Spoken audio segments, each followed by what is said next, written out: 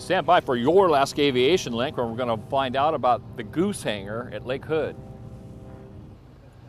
All right, you may have seen this twin-engine gray aircraft flying around, a Grumman Goose. We're going to talk to the owner and talk about the flight school and get the history of this airplane that's at Lake Hood at the Goose hangar. The flight school was started about 2 years ago, and we offer multi-engine seaplane training and recurrent training for pilots in the Grumman Goose, which you see in the background. There were 365 Grumman Gooses built from 1937 until 1945, and there are actually only about 35 of them airworthy now, so about 10% of the fleet.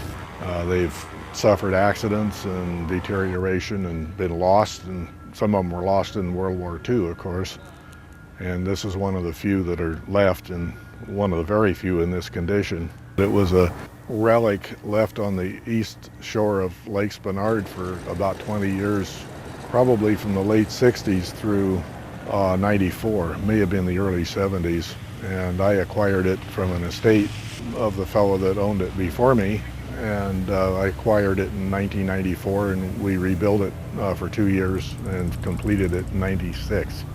And it involved about 8,000 man-hours to rebuild it. The aircraft had one engine on it. It had a replacement engine in the garage. It was just hanging.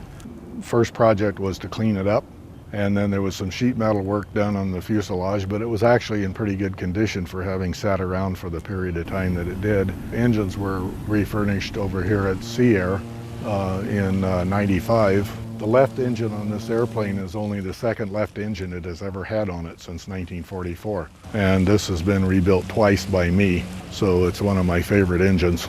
So we've heard from John Pletcher about November 703, and here's the history of the airplane, the Grumman Goose. I'm Rob Stapleton for your Alaska Aviation Link.